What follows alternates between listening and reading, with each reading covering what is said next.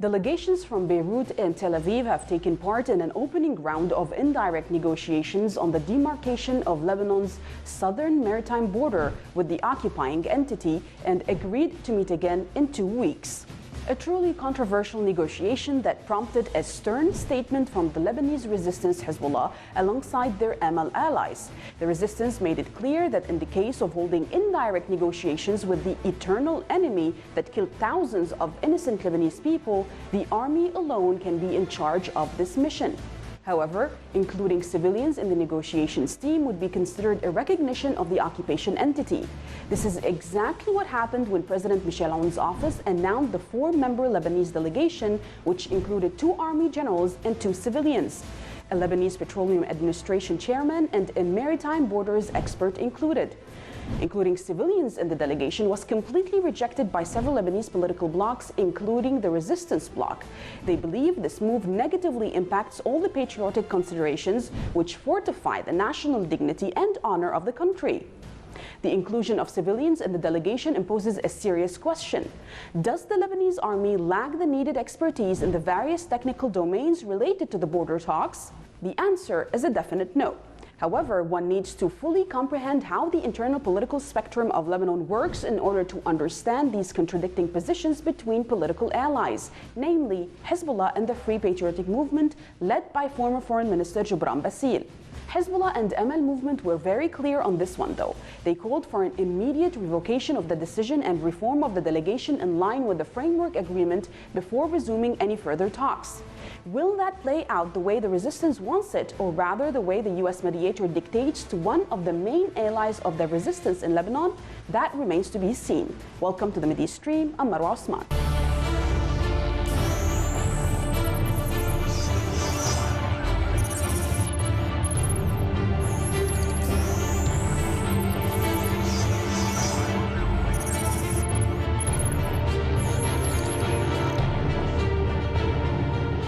Delegations from Beirut and Tel Aviv have taken part in an opening round of indirect negotiations on the demarcation of Lebanon's southern maritime border with the occupying entity, and they have agreed to meet again in 2 weeks. Now, Lebanon's 4-member delegation comprised 2 army officers, a Lebanese oil official, and a maritime border law expert. Now, Hezbollah and its ally Amal movement voiced rejection of the composition of the Lebanese delegation tasked to negotiate the southern border demarcation, calling for reforming it immediately. Now, to discuss this issue with us from Paris is Dr. Rima Tarabai, geographer, political commentator, and former advisor of late Prime Minister Rafiq al-Hariri. I want to thank you very much, Dr. Rima, for being with us today. Now, Lebanon and the Israeli occupation held a very short opening round of indirect talks over their disputed maritime borders last week, where Israel claims to be attempting to settle the dispute within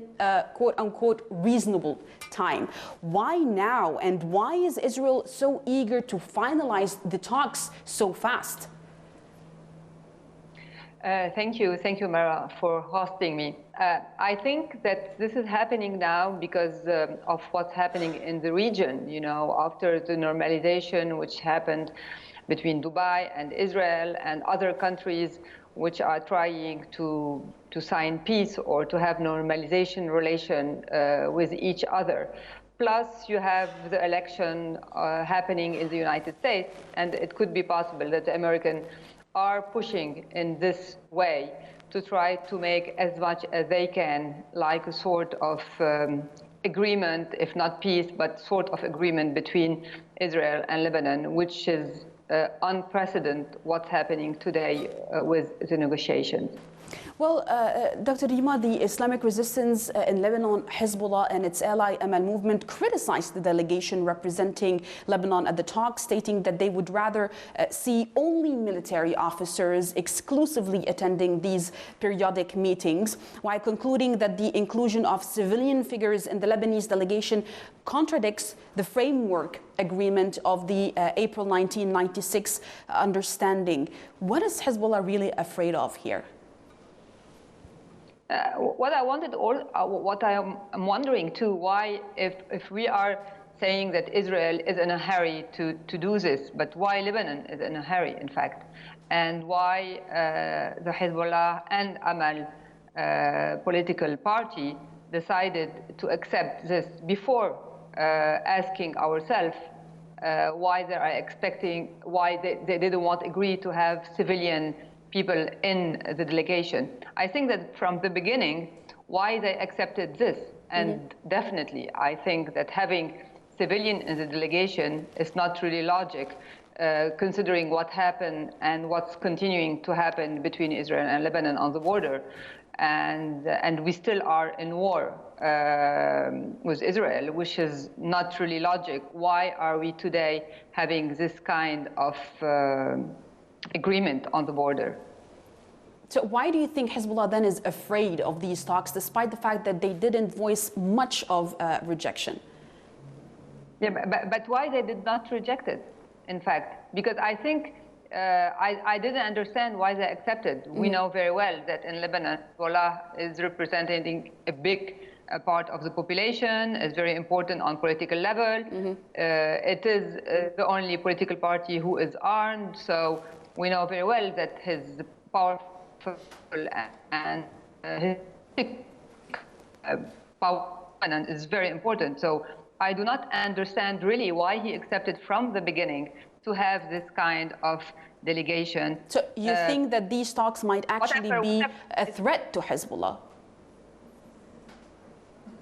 I think it's a threat, not necessarily for Hezbollah. I think it's a threat, in my opinion, of the Palestinian cause, beside Hezbollah or not Hezbollah. I think that as Lebanese, we are supposed to be solidaire, with the Palestinian cause. And what's happening in the region is making weaker and weaker to have a Palestinian state. So why today Lebanon is entering in this part of the deal? In my opinion, Lebanon is entering in this only for economical reason, because we've been seeing a few months ago what's happening on the offshore drill, and this is why Lebanon accepted to go in this kind of negotiation. And I think it's a pity, because at the end, we are not only destroying our resource as a sea, and we are really hitting in the wrong direction concerning environment, and at the same time we are putting in threat the Palestinian cause and the Palestinian state. So I really do not understand why Lebanon is going in this. I do not understand why the Hezbollah and Amal party accepted to enter in this. So the question that you asked, that Hezbollah didn't want to have civilian people in the delegation, is for me very interesting. Do you think that would have to be maybe related to their allies making the decision on the civilian participants? Do you think that they don't want to start some sort of risk of maybe destroying the alliance between them and the biggest Christian faction in Lebanon? But does this mean that the Hezbollah accepted, because of their ally and the Christian ally, to start talks about the border with Israel? I think it's from the beginning why they accepted. I don't think that, I think it's a detail if we have or not civilian people in the delegation, even though I think that they should not be in the delegation. But at the same time, why Hezbollah accepted from the beginning to start this this dialogue with Israel? Personally, I do not understand. The only reason for me is that everybody agreed on the economical situation, and they consider that the offshore drilling is the way to do it, is the way to put to define the maritime border with Israel, because it will help Lebanon to be more concrete on the offshore drilling. Well, both sides at these talks have been saying that these talks are not about peace, they are not about normalizing ties, and they are not about recognizing each other. But, however, about a technical issue. But why all the fuss in the anti-resistance, if you will, especially the Lebanese anti-resistance media, saying that, no, this is actually normalization? Why is this happening, despite the fact that both sides said it's not?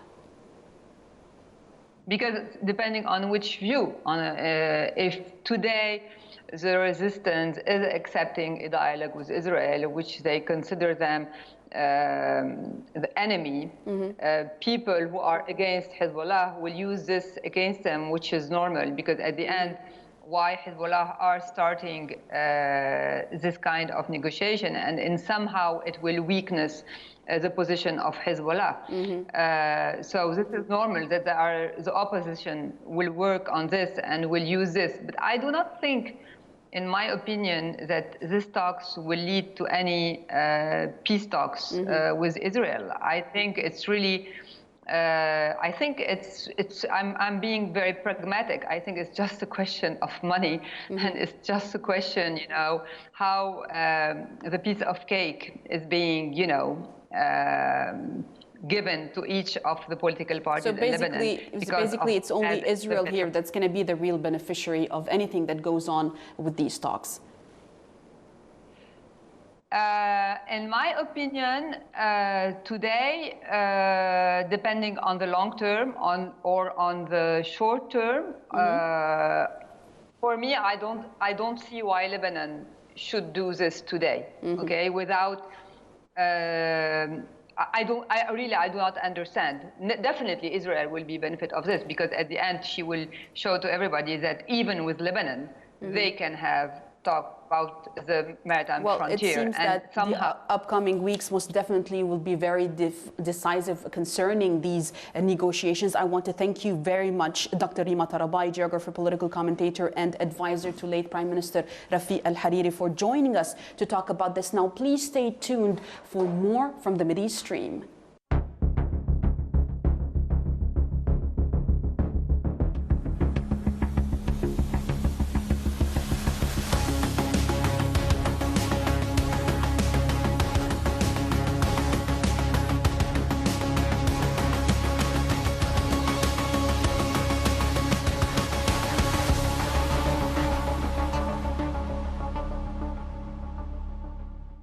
United States Secretary of State Mike Pompeo has urged Saudi Arabia to recognize Israel in what would be a strategic boost for the apartheid regime amid normalization with two other Persian Gulf Arab kingdoms. Now, Pompeo hoped that Saudi Arabia will consider normalizing its relationships with the Israeli occupation, while thanking the kingdom for the assistance that they have done in the success for the so-called Abraham Accords so far. U.S. pushes Mohammed bin Salman to normalize with Israel in this following report. United States Secretary of State Mike Pompeo has urged Saudi Arabia to recognize Israel in what would be a strategic boost for the Israeli occupation amid normalization with two other Persian Gulf Arab kingdoms. Pompeo made these remarks to the press last week following a meeting with the Saudi foreign minister as part of the inaugural U.S.-Saudi strategic dialogue in Washington. During joint remarks with Prince Faisal bin Farhan, Pompeo said the U.S.-brokered Abraham Accords reflected a changing dynamic in the region.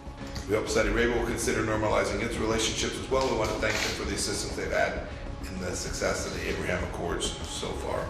Pompeo then added that he was hopeful that Saudi Arabia can encourage the Palestinians to return to negotiations with Israel. Last month, the United Arab Emirates and Bahrain agreed to recognize the Israeli occupation in a ceremony where President Donald Trump gloated that he expects 5 or 6 other countries, including Saudi Arabia, to follow their lead and strike their own normalization deals with Israel. Saudi Arabia, the most powerful Arab nation and home to Islam's holiest sites, has made its official position on the region's longest-running conflict clear. Full ties between the kingdom and Israel can only happen when peace is reached with the Palestinians. Yet state-backed Saudi media and clerics are signaling change is already underway with Israel, something that can only happen under the directives of the country's powerful heir, Crown Prince Mohammed bin Salman. The divergent messages on the possibility of Saudi ties with Israel reflect what analysts and insiders say is a schism between how the 35-year-old prince and his 84-year-old father, King Salman, view national interests. However, all the moves of Mohammed bin Salman suggest that Saudi Arabia is open to the idea of formal ties with Israel by mobilizing clerics across the country who were directed to deliver sermons about the importance of obeying the ruler to preserve, wait for it, unity and peace. For whom exactly, I have absolutely no idea. Now, to discuss this issue with us from Beirut is Dr. Suhail Al-Natour, who is the director of the Human Development Center. Thank you for being with us. Dr. Suhail, now the United States is trying to persuade more Persian Gulf countries to strike accords with the Israeli entity, just as the UAE and Bahrain did just a couple of weeks back, this time urging the Kingdom of Saudi Arabia to go for it. Now, it is not a secret that the Kingdom of Saudi Arabia does have covert relationship with Israel, especially at the level of the intelligence. We all have read and seen a lot of reports about that, especially from the Israeli media itself. However, why is it so important for the U.S. to make sure that these ties are brokered, especially at this time in history, and go out in the open? Well, I think you mentioned one important factor about this time. Now, the American president, after his retreat in the public mobilization for the new election next month, I think they are keen and they are in a hurry to get a paper from one of the countries which they consider very important and leading other countries in the area. I think Saudi Arabia has a dilemma when they have to decide. We have heard in 23 last month before the UN General Assembly that King Suleiman addressed keeping the same words on the rights of Palestinians and the plan of Saudi Arabia, which was adopted by the Arab Summit. So it was traditional, nothing new, but at least nothing changed. While everyone is knowing that Mohammed bin Salman is the one who is catching all the powers and trying to go with the Americans in every. The problem is not only recognition and normalization. The problem for the Saudi Arabia first, which Israel to recognize? Is it the wider area occupied by Israel, and to say this is like what happened with United Arab Emirates and Bahrain. They didn't fix which Israel they are. Is it englobing the West Bank or the Gaza or East Jerusalem? Nothing mentioned about this, only they wanted to be, in the eyes of the American administration, very acceptable and saying that we are with your policy, especially with the evangelists in America. But Dr. Natour, Pompeo made sure to emphasize that normalizing ties with Israel reflects a very changing dynamic in the region, in which countries rightly recognize the need of what he called, quote unquote, regional cooperation to counter Iranian influence and generate prosperity. Now, is this the new golden rule for any of the U.S. puppets in the region? And I mean, are they not allowed to prosper as long as they are not enemies of Iran? Let's see what kind of precedents in the normalization of relations with Israel. We have first the Egyptian and the Jordanian, and after that, after some time, with PLO agreement, what these gave for the Palestinians. Until now, Palestinians, they didn't have their rights, nor treated as a human being with full rights, and nor continuing to adopt themselves for the continuous struggle. They are in a situation, ambiguous situation these days, and Abu Mazen is waiting until the American elections. I think Egypt demonstrated that the Arab people of Egypt, they don't want the normalization. In Jordan, Palestinians mainly and other Jordanians, they don't want the normalizations. I think that this so-called normalization and recognition by United Arab Emirates and Bahrain, who has no relation direct with Israel, who has no war with Israel, nothing. But what is dangerous in it, that it creates piercing the Arab consciousness that Israel is something accepted and can be treated like any other country in the area. I think this is the most important which we have to confront. No way Suleiman, if he is thinking that he can solve the problem of inheritance for his son, is not through the recognition of Israel and on the account of the Palestinians. But through the animosity with the Islamic Republic of Iran. This is the main, and they are doing everything to confront Iran by gathering all the forces under the pretext that Iran is threatening. I doubt that they can convince anyone. Iran is still, since years, and the policy of Iran actually, and it didn't attack any of the Arab regimes, in spite that they are very weak, but at least Saudi cannot pretend that the Iranians send their army or their militia to attack Saudi Arabia or United Arab Emirates. Dr. Natour, it seems that Israel is definitely increasingly gaining political ground in the region and expanding its trade and its financial relations as well, and solidifying an Arab-Israeli axis against the Islamic Republic of Iran, which means against the axis of resistance. Now, how do you think the resistance axis here, which is led mainly by the Islamic Republic of Iran, will counter this existential threat? Well, it began already in, I can give you an example in Lebanon. The anti-normalization movement in Lebanon is gathering a lot of efforts, a lot of parties, and why? It's because no one is believing that what the Americans is saying about the threat of Iran on the Gulf States to have a pretext. At the same time, no one is convinced that this naturalization and recognition can help. Even we can say if Mohammed bin Salman wants to get rid of the general accusation that he is behind the killing of Khashoggi. It can't be by recognizing Israel. Israel can help him a little bit in the public, but it's not finishing with it. I think there are 2 points. One, that the peace initiative of the Arab regimes, Saudi Arabia cannot overcome by itself alone, like the Arab Emirate or Bahrain.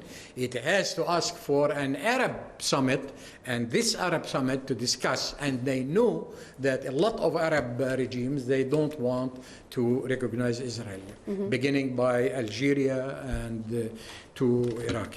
The second thing, that gathering all the efforts, it was something very empowering the anti-Arab and anti-Palestinian when they said that we have to make a new army in the Arab world by gathering a lot of these pieces of armies from the Arab regimes and to have it in common like the European NATO. So I'm sorry, but that's very funny for me, because even in Yemen, which is the poorest nation in the Arab world, despite the fact that they have a resilient people, they still could not take 1 inch of Yemen. I want to thank you very much, Dr. Suhail Natour, Director of the Human Development Center, for being with us to discuss the possible normalization of the Kingdom of Saudi Arabia with the Israeli occupation. Thank you very much for joining us, and thank you for watching the Mideastream. Please stay tuned next week for more.